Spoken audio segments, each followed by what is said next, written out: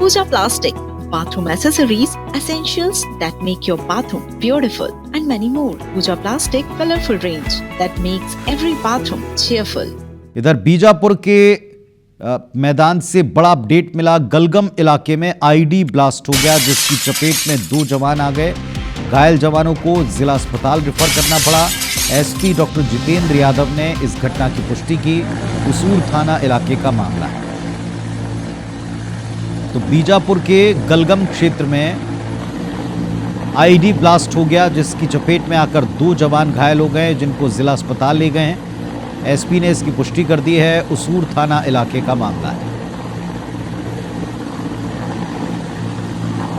तो एक तरफ नक्सल फ्रंट पर बड़े लीडर्स के सरेंडर के बाद अब बचे खुचे 1-2 लीडर्स ही बचे हैं, जिनके सरेंडर करवाने के प्रयास किए जा रहे हैं। पूरे इलाके में जितने नक्सली स्मारक हैं उनको ध्वस्त किया जा रहा है।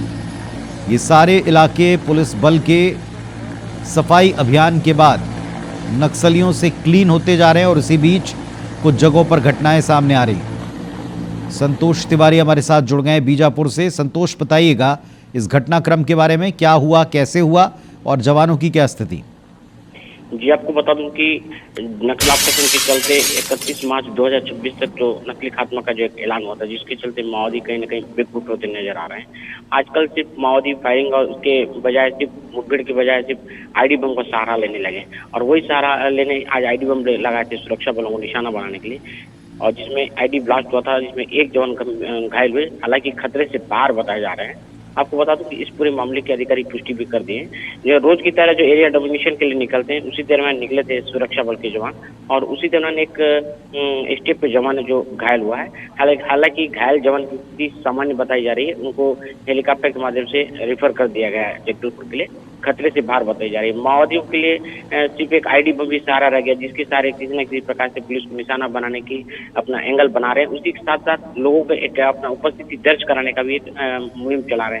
लेकिन किसी न किसी प्रकार से माओवादियों को लेकर जो सर्च अभियान जारी है, जिसको लेकर कहीं ना कहीं माओवादी को लंबी किसी न किसी प्रकार से लंबे उनका रिक्त हड्डी जो माना जाता था, बड़े बड़े माओवादी आत्मसमर्पण कर दिए। इसी के साथ साथ बड़े बड़े माओवादी लीडर जो मारे गए, जिसको लेकर माओवादियों के कहीं ना कहीं रिक्त हड्डी जो टूट गया, जिसको लेकर माओवादी एक आईडी बम को सहारा ही लेने लगे हैं। तो इस आईडी ब्लास्ट की चपेट में 2 जवान आ गए, एक की स्थिति गंभीर है। एसपी डॉक्टर जितेंद्र यादव ने पुष्टि की है। हालांकि बाद में उनको भी जिला अस्पताल ले जाया गया और सामान्य उनके हालात बताए गए। गलगम क्षेत्र में ये आईडी ब्लास्ट हुआ, जिसकी चपेट में 2 जवान आए। शुक्रिया आपका इस जानकारी के लिए।